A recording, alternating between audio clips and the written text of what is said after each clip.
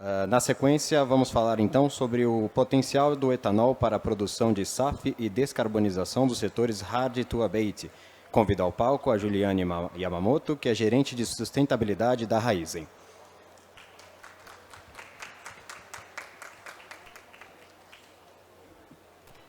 Testando. Estão vindo, né? Oi, pessoal, boa tarde. É um prazer estar aqui com vocês hoje.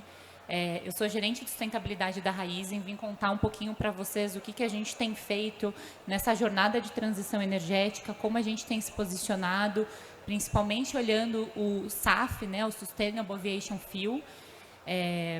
Trouxe só rapidamente aqui para a gente falar o que é a Raízen, né? Nem todo mundo sabe o que é a Raízen, uma joint venture ali entre a Shell e a Cosan, então a gente tem inclusive um stand aqui da Shell Aviação, porque aqui no Brasil nós somos licenciados, a Raízen é licenciada para marca Shell, né? Para a venda da marca Shell e para comercialização.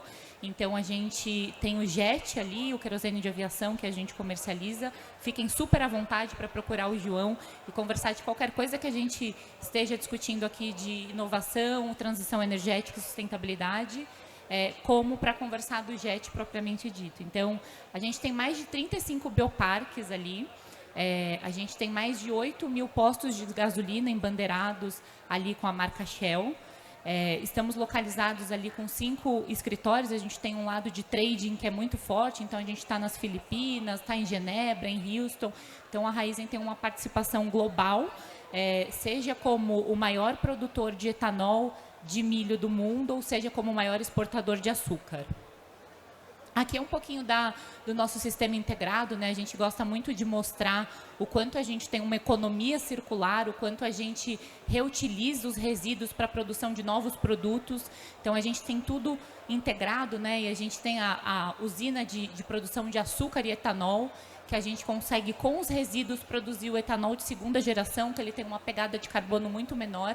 Eu conto um pouquinho para vocês desse produto que a gente tem, que ele é um super diferencial, principalmente no mercado europeu e nos Estados Unidos. Não tem como falar um pouquinho do SAF sem voltar um pouquinho no tempo e falar sobre transição energética. Então, se a gente volta lá para 2020, pensando que veio aquele call sobre eletrificação bem ali pré-pandemia, começa todo mundo a pensar em eletrificação, muito por conta da Europa, que não tem soluções de biocombustíveis como a gente tem no Brasil. Então, acaba que muitos países copiam estratégias Europa, Estados Unidos, e aí todo mundo vem e começa a falar que a eletrificação é a solução, mas daí vem a realidade, que é inimiga das projeções, e nos mostra que nem todos os setores é possível fazer eletrificação, né? Então, esse é o caso do hard to abate sector, que é o que a gente fala que são os mercados de difícil descarbonização, e daí tem tanto a aviação quanto o marítimo, né? Hoje a gente não tem soluções que sejam drop-ins, além do SAF, para o marítimo biobunker, mas a gente gosta muito de usar um exemplo para mostrar o quanto a eletrificação não é solução para todos os setores, e a gente tem que pensar de uma maneira conjunta em todos os produtos que a gente pode contribuir nessa transição energética, né? Então, quando a gente pensa na energia contida em 1 quilo de querosene de aviação, a gente precisa de 20 quilos de bateria. Então, imagine quanta bateria a gente não teria que colocar dentro do avião, ele ficaria muito pesado e ele não decolaria. Então, é um assunto super delicado, e aí a gente vê um papel super importante para os biocombustíveis nessa jornada. Se a gente anda um pouquinho mais no tempo, vai para 2022, ali no início da guerra na Ucrânia, a gente vê o preço da energia subindo bastante, uma procura por alimentos e toda a preocupação mundial com relação a alimentos, volta-se a ter mais um papel para o biocombustível, e um pouquinho depois, vocês devem ter ouvido falar muito, começa-se uma discussão sobre a importância e o papel do resíduo. Então, começa-se a produção de biocombustíveis vindos do óleo usado de cozinha. E a gente gosta de brincar que haja McDonald's para suprir toda essa demanda, né? Então, a China tem feito muito SAF, Sustainable Aviation Fuel, que é o combustível de aviação sustentável a partir do óleo usado de cozinha. tem outras muitas fontes, e eu queria trazer para vocês aqui o etanol como uma solução, além de todas as outras, e o quanto essas soluções são complementares, né? E aí, quando a gente vê esses dilemas globais e toda essa linha de transição energética no tempo, a gente passou a estudar muito e ver convergências nas projeções. Então, isso foi super positivo. A gente fez uma análise ali de Shell, McKinsey, BP, e começa a ver uma super convergência ali com relações às projeções. E aí eu trouxe um gráfico aqui muito exemplificativo para vocês, para mostrar o papel dos biocombustíveis. Então, se a gente olha pelo lado da demanda, de 2020 para 2030, a gente duplica a demanda de biocombustíveis e quase que a gente triplica, e mais do que a gente triplica para 2050, né? E quando a gente pensa no SAF propriamente dito, a gente tem ali uma demanda de etanol de mais de 9 bilhões de litros, se a gente pensa nos mercados que já estão regulados, nos mandatos, né? Então, a Europa tem os mandatos ali europeus, através do RED III, do Green Deal, os Estados Unidos muito com uma política do IRA, influenciando fortemente essa transição energética, e aí a gente vê que tem uma demanda muito grande para os biocombustíveis, já que existe aqui, como vocês podem ver do lado da oferta, existe uma limitação com relação ao que a gente chama de UCO ali, óleo usado de cozinha, e tudo aquilo que vem do waste oil, né? Então, tem uma limitação de 30 milhões de toneladas, a gente precisa de múltiplas soluções. Quando a gente olha a oferta ainda, essa barrinha roxa aqui, é o etanol celulósico, que é esse etanol de segunda geração que só a Raízen produz hoje em grande escala. Então, nós temos 2 plantas inauguradas ali, acabamos de inaugurar uma uns 2 meses atrás. Estão sendo construídas outras 7, e é uma super solução quando a gente olha para o mercado europeu e para os Estados Unidos, que pagam prêmios por descarbonização, né? Então, aqui no Brasil, a gente ainda está discutindo o PL dos combustíveis do futuro, tem ali uma transição muito gradual para a utilização de biocombustíveis ou de soluções sustentáveis no querosene de aviação. Então, inicialmente, a proposta do PL do combustível começa ali com 1% de obrigatoriedade das airlines usarem soluções sustentáveis e termina em 10%. Hoje está se discutindo muito com relação à pegada de carbono. Então, a gente não tem no Brasil ainda um regulatório muito forte como temos na Europa e nos Estados Unidos. E aí a gente tem um papel muito importante do lado da oferta para energy crops, que são aquelas soluções de agricultura, e os combustíveis renováveis ali, sustentáveis, e o papel da cana-de-açúcar também é muito importante quando a gente fala também de sintéticos. Então, os sintéticos renováveis é algo que a Europa tem estudado bastante, a gente aprende muito por ali, e o papel da cana-de-açúcar nesse contexto é super importante. Aqui é muito mais para trazer o que a gente tem falado, entrar um pouquinho aqui na questão do SAF. Quando a gente pensa no SAF, né, o Sustainable Aviation Fuel, existe uma série de matérias-primas que podem ser utilizadas. Então, a gente tem o próprio etanol, a gente tem as gorduras vegetais, gorduras animais, a gente tem ali óleos minerais, então tem bastante coisa que dá para ser usada para a produção desse biocombustível. E aí, falando da cana-de-açúcar e da importância da cana-de-açúcar, como eu falei para vocês, a gente tem ali um acréscimo de 9 bilhões de litros, se a gente pensa nos mandatos, e se a gente pensa no blend, junto a isso tudo, o blend da gasolina com etanol, porque no Brasil a gente tem a mistura obrigatória, então o etanol ele necessariamente faz parte do processo de descarbonização, a gente tem 11 bilhões.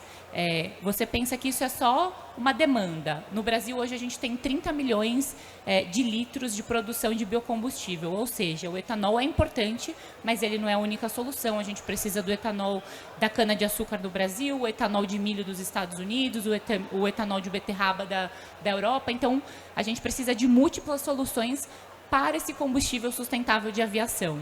E aí, a gente, olhando para a cana especificamente, é muito comum que a gente receba na empresa pergunta dos investidores ali, dos bancos, sobre o papel da cana-de-açúcar no desmatamento.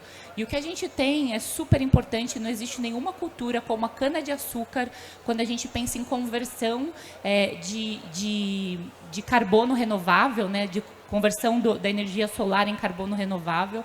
Então, o carbono contido na cana-de-açúcar, ele é super importante, ela é uma cultura que retém. A gente, ano passado, foi publicado um estudo entre a Embrapa e a Agroícone que comprova que nos últimos 20 anos a cana-de-açúcar foi responsável pela captura de mais de 200 milhões de toneladas de carbono. Então, além dela não ter qualquer influência no desmatamento, porque ela só avança em áreas degradadas, hoje a cana-de-açúcar no Brasil representa 1% da área total plantada, né? Então é muito pouco, a gente tem mais de 60% de vegetação natural no Brasil. E aí, quando a gente pensa na cana-de-açúcar, que ela rende muito mais que o milho, ela rende muito mais que o trigo, então ela vai se mostrando cada vez mais protagonista como biocombustíveis ali. E aí, quando a gente pensa em matriz energética, é super importante que o Brasil já tenha uma matriz energética que é renovável, né? Então, mais de 90% da matriz energética brasileira ela é renovável, porque a gente tem muito hidrelétrica, a gente aciona a termo ali nos picos de seca, então é super pontual o uso de energia não renovável. Isso tem um papel super importante, porque quando a gente pensa em projeções, né, é muito mais fácil quando a gente pensa no grid elétrico, né, nesse papel da matriz energética brasileira. Quando a gente pensa no grid, o grid é muito mais fácil de descarbonizar porque tem a solar e eólica. Então, o que a gente vê no tempo é uma redução do custo ali da energia solar e eólica, justamente por ser muito mais fácil fazer uma transição. E tudo isso tem uma consequência, né? E a consequência é carbono e como que a gente monetiza. Então, eu trago aqui para vocês a maturidade em relação à sustentabilidade, a carbono, né? Porque no fim do dia o que importa é a descarbonização, é o quanto aquele produto que a gente está fazendo a substituição do fóssil pelo renovável está efetivamente ajudando na descarbonização. E daí, os biocombustíveis têm um papel super importante. A gente ainda, num patamar atrasado com relação a mandatos e com relação ao regulatório, mas aqui, Europa, Estados Unidos e Canadá, super à frente, e é onde a gente consegue monetizar melhor. Só que o que eu queria trazer para vocês é que, mesmo assim, a gente tem uma estratégia super completa, e aí não falando da Raízen, mas falando do setor como um todo, né, da transição energética no mercado de aviação, que são o Book and Claim, né, uma estratégia que hoje até saiu uma reportagem na Folha, se vocês procurarem, super interessante, sobre a estratégia de algumas aéreas fazendo Book and Claim, que nada mais é do que você comprar o crédito desse renovável. Então, sabendo que aqui a gente pode produzir o renovável, mas que aqui não se paga prêmio, a gente pode fazer a utilização desse combustível aqui no Brasil como se fóssil fosse e vender o atributo de sustentabilidade para países mais maduros em sustentabilidade. Então, esse é o chamado Book and Claim, que a Gol fez recentemente um super projeto de substituição no aeroporto de Congonhas, Galeão, em alguns aeroportos. Então, é um super negócio, porque existe uma necessidade de descarbonização desses setores que são maduros e que ainda não é uma realidade aqui. Então, de alguma forma, tudo que está sendo produzido aqui no Brasil precisa ser transportado, porque a gente está falando de prêmio em carbono. Da mesma forma, quando a gente olha para esse Book and Claim, a gente tem uma solução super bacana, que é a possibilidade do Brasil desenvolver plantas de SAF, né? Então, sabendo que o biocombustível, né, o etanol, ele é uma estratégia, ele é uma matéria-prima ali para a produção do SAF, nada mais correto do que ter a planta de produção de SAF no Brasil e diminuir, eventualmente, esses custos logísticos. E o próprio Book and Claim é uma estratégia de redução de custos e de maiores prêmios, pagamento de maiores prêmios no mercado maduro. E daí, eu trouxe um pouquinho aqui sobre nossa estratégia como companhia, né, para mostrar justamente essa quarta onda aqui. Então, a gente começa muito como uma usina comum dentro da Raízen. Então, a gente produz açúcar e etanol, como toda e qualquer usina. A gente passa a chamar bioparques, porque com o resíduo a gente produz bioeletricidade. Então, a gente produz o biogás ali com a vinhaça e a torta de filtro, que são dois subprodutos ali do processo de moagem da cana-de-açúcar. E aí a gente está vivendo uma onda agora, que é esse etanol de segunda geração, que tem uma pegada de carbono 30% menor do que o etanol de primeira geração, e quando a gente compara o nosso etanol com a gasolina, ele já tem 80% de redução de emissões. Então, não só mandatos governamentais, como existe no Brasil, de obrigatoriedade de mistura, que influencia na descarbonização, mas a gente tem visto cada vez mais uma transição ali para um combustível sustentável para o etanol, né? E aí uma quarta onda, que é o que eu quero trazer para vocês, é onde a gente vai estar posicionado. Então, ser soluções com relação à descarbonização. E quanto mais à direita você for, maior a descarbonização, menor a pegada de carbono, e a gente está falando de soluções que vêm do resíduo. Então, isso é super importante. E o SAF, a gente ainda não sabe se a gente vai ser provedor de feedstock, se a gente vai ter uma planta. A gente tem estudado muito todas essas avenidas, todos esses biocombustíveis, a maioria desses combustíveis aproveitando ali o potencial da cana-de-açúcar. Então, o biobunker, por exemplo, a gente tem a estratégia do biometanol e do e-metanol, sabendo que o setor marítimo também é hard to abate sector, ou seja, não é fácil, você não consegue usar um motor hoje que tem metanol para colocar algum biocombustível. A gente tem uma parceria até super bacana com uma empresa produtora de motores, que é a Wärtsilä, justamente para fazer esse teste da possibilidade de substituir o etanol pelo bunker ali, pelo metanol, ainda em testes, mas são hard to abate sectors, né? A gente precisa de múltiplas estratégias e aí a gente tem posicionado como companhia como cada vez mais sustentável, utilizando ali a economia circular, utilizando o bagaço, o resíduo para a produção de novos insumos, e isso não é só economia circular, não é só maiores prêmios nos mercados mais maduros, mas é realmente uma preocupação com transição energética, né? Acho que hoje o nosso maior posicionamento é ser protagonista na transição energética, justamente por tudo isso que a gente vem fazendo ao longo do tempo. E daí eu trouxe um pouco aqui para vocês sobre estratégia de sustentabilidade, né? Então, a gente sabe que o SAF, ele é algo que a gente está estudando, ele é algo que existe a possibilidade de já começar pilotos. Então, a gente fez um grande negócio recentemente, a gente enviou etanol para os Estados Unidos para a produção de SAF pela LanzaJet, daí eu posso falar porque é um negócio público que nós fizemos, então é o nosso etanol já se mostrando avançado ali para a produção de SAF.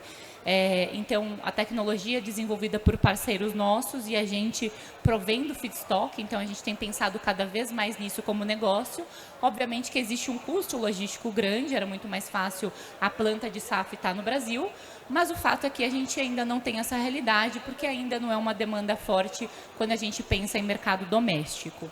Uma segunda estratégia que a gente tem feito na companhia, e aí olhando para a aviação executiva, né, propriamente dita, existe a possibilidade da gente fazer uma transição energética oferecendo produtos renováveis. Então, a gente tem dentro do nosso portfólio produtos drop-in para oferecer em substituição ao fóssil, como existe uma estratégia de compensação, né? Muitas empresas vão para a estratégia de compensação via créditos de carbono.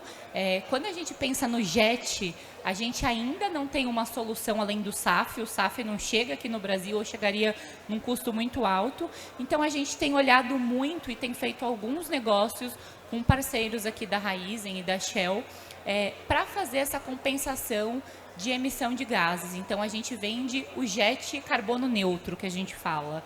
Então, é um jet que ele tem todas as características do fóssil, só que a gente atrela um crédito de carbono que equivale a 1 tonelada ali de emissões evitadas a esse combustível fóssil. Então, acaba que as emissões são zeradas, né? Por isso que a gente diz que é carbono neutro. É uma estratégia de transição que a gente tem se colocado à disposição para fazer com os nossos clientes como companhia, mas a estratégia em si é a substituição do fóssil, né? É a gente conseguir trazer produtos renováveis aqui para o nosso portfólio. Então, essa estratégia de descarbonização que a gente tem para o JET, que é super inovadora, é algo que a gente tem a maior preocupação, porque hoje existe uma descredibilidade de crédito de carbono. Então, a gente como companhia tem que entender quais são os melhores créditos e naturezas de créditos de carbono para estarem ali offsetando, né, fazendo a compensação do fóssil. Então, é uma questão super delicada e a gente tem feito muito de perto com os nossos clientes esses negócios para que a gente consiga realmente oferecer um produto carbono neutro e que não exista nenhum tipo de discussão com relação a ele. E aí, falando aqui da nossa estratégia, né, a gente, como sustentabilidade, dá para falar de alguns pontos super específicos aqui, não trouxe todos os nossos compromissos públicos, mas lá em 2021, quando a gente fez o IPO da Raízen, a gente recebeu um feedback do mercado de que a gente precisava se comprometer e de que precisava estar mais robusto com relação a compromissos públicos. Então, a gente tem uma estratégia climática ali, mesmo sendo produtor de biocombustíveis, a gente tem toda uma estratégia climática de ter 80% de aumento nas ofertas de renováveis, né? 80% do nosso portfólio renovável, e quando a gente pensa nisso, isso é muita coisa, porque dentro da Raízen, sendo ali uma joint venture entre Shell e Cosan, e a Raízen sendo responsável pela marca Shell no Brasil, a gente tem o braço de distribuição de combustíveis fósseis. Então, a gente tem uma emissão grande quando a gente olha para combustíveis fósseis ali, mas a gente mesmo assim fez o comprometimento ao mercado de ter 80% do nosso portfólio renovável, além de ter 80% do nosso EBITDA vindo de negócios renováveis, né? Então, dentro da nossa estratégia climática, quando a gente pensa em aumentar a oferta de renováveis, ao mesmo tempo a gente pensa em diminuir a pegada de carbono. Então, a gente tem uma meta pública ali de diminuir em 20% a pegada de carbono do nosso açúcar e do nosso etanol. Então, isso também é super relevante, porque eu não estou só me comprometendo a oferecer mais produtos renováveis, como estou me comprometendo com a intensidade do meu carbono emitido.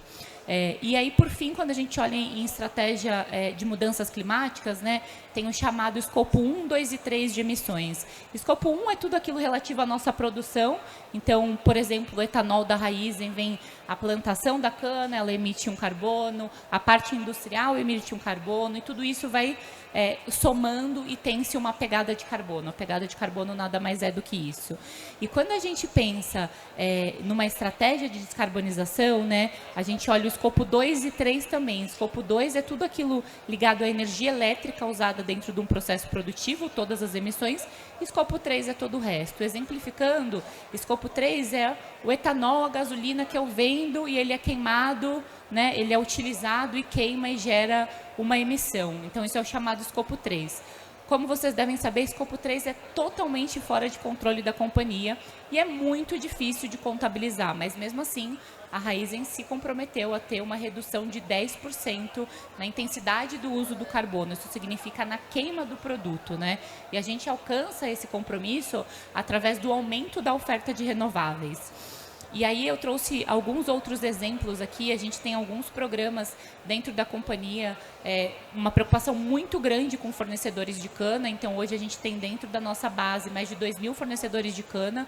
Como vocês devem saber, o setor sucroenergético, ele tem uma sensibilidade maior com relação às práticas de direitos humanos. Então, esse programa desenvolvido pela Raízen, que chama ELOS, ele é um programa que visa gestão de risco. A gente faz a visita a pelo menos uma vez no ano em todos os alojamentos.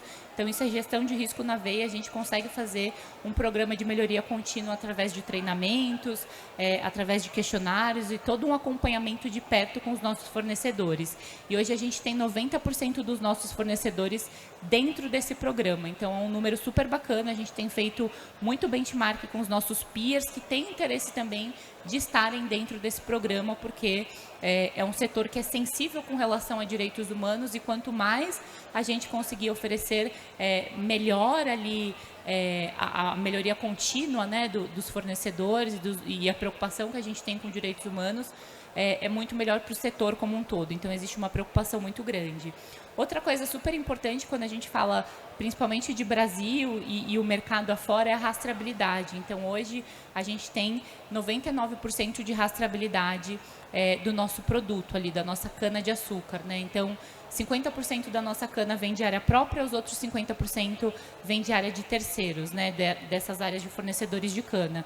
E a gente tem toda uma preocupação de rastreabilidade geográfica, então a gente sabe a localização de cada uma dessas fazendas. Isso é muito importante. Diferentemente de outras culturas, a cana-de-açúcar não admite estocagem, né, porque ela é perecível. Então, a gente consegue rastrear tudo isso e fornecer a rastreabilidade para os nossos clientes, que é algo muito importante.